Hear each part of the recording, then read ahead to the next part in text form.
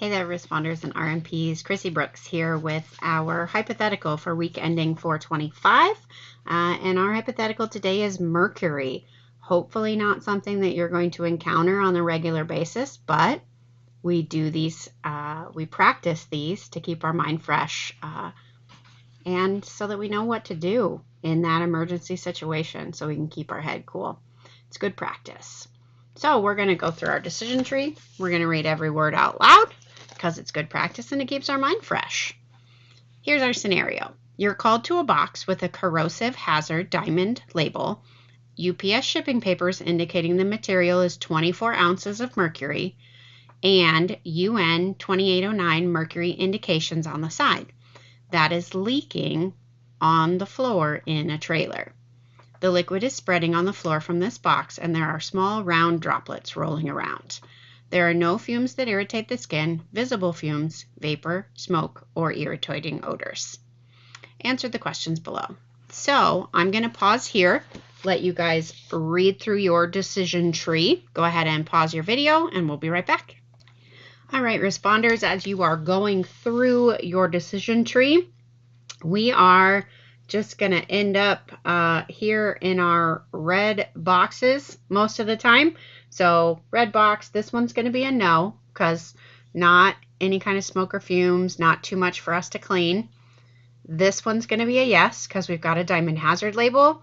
Then we're going to come over here. These guys are going to be a no. So then we're going to go down here. These are our prohibited ones, remember? These are ones that are allowed in our system, but that we don't clean up. So we find mercury in this second red box, which then is going to lead us over here. Do not attempt to clean up the spill. Notify your environmental coordinator. Activate the chain of command. So that's what we're going to go to. Do not attempt to clean up the spill. And so we have a specific sheet for mercury. And I'm looking for it and not seeing it. Where did it go? There it is, right there, mercury. So that's the response sheet that we're going to go to. It is under your containment sheet tab, not your response sheets, but your containment sheets.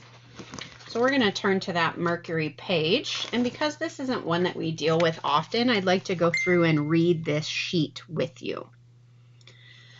Mercury. Hazards. Contact may cause burns to the skin or eyes, may enter the body through the skin, may be poison if it's inhaled, swallowed, or absorbed through the skin. Fire may produce irritating or poisonous gases. Do not attempt to clean up this material. Follow the chain of command, notify your environmental coordinator, and an outside responder must be called to clean up the spill. Wear your goggles, boots, apron, and gloves while cleaning up. While isolating the area, it says. Response action steps. Cordon off the area a minimum of 15 feet around the spill using tape and/or cones. Deny entry into the area. Use an approved universal absorbent to build a barrier a minimum of 1 foot from visible liquid mercury to prevent it from coming into contact with other boxes or material. Sorry about that. Had to stop mid-sentence and send my dog back upstairs.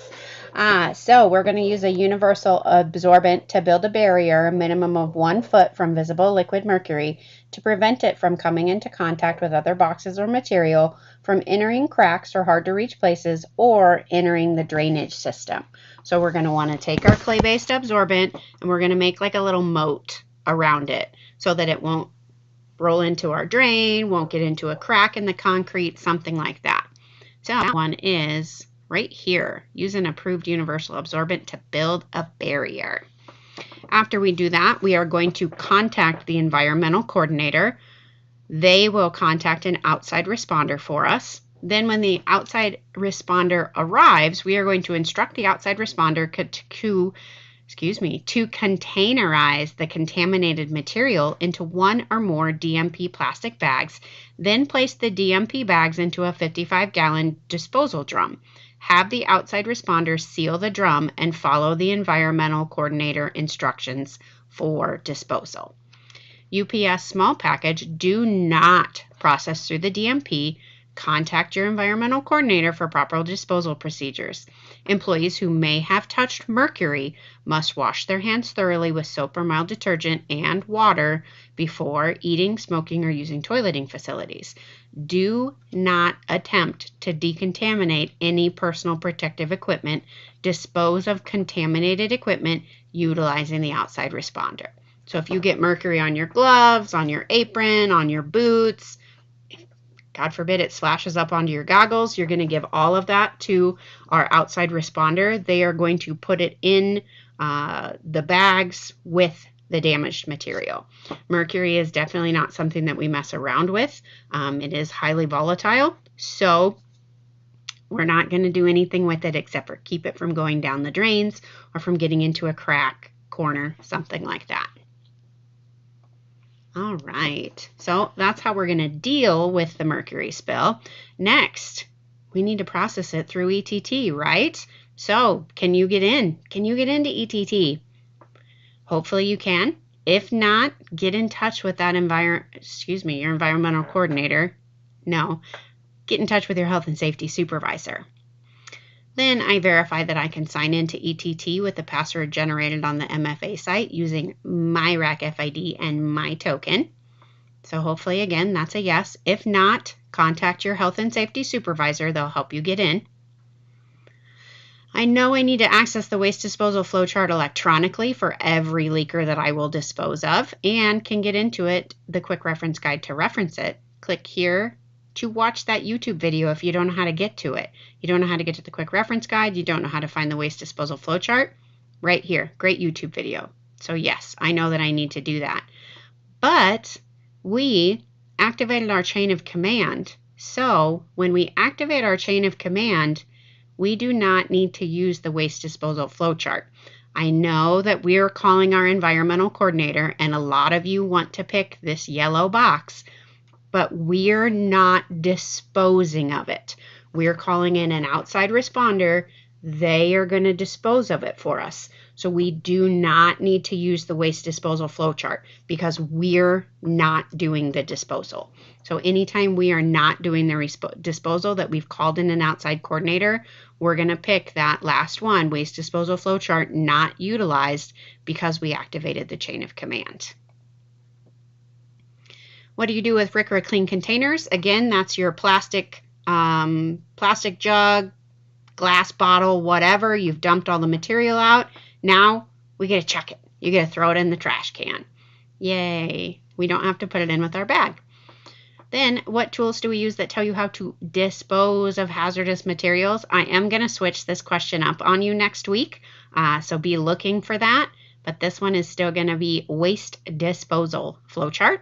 And then hopefully you've got your DOK done. Yes, already got it done. If not, shoot me an email and I will get it to you. And then everybody's favorite page. Use your drop downs here. My son says that he does not watch my YouTube videos, so I am going to use his information like I always do. All right, and then once you are all done, you've got to make sure that you are clicking this brown button at the bottom to give you credit. I'm not going to do it because he needs to do his own, but once you click this brown button, it's going to take you to the thank you page. Then you're all done for the week. So thank you guys again so much for watching my YouTube videos. I really hope that they help you guys out and we have a little fun. Hopefully you can laugh at me just like I laugh at myself. And everybody have a great week. Be safe out there. Use your decision tree. Use your response sheets every time that you need to. We'll see you next time.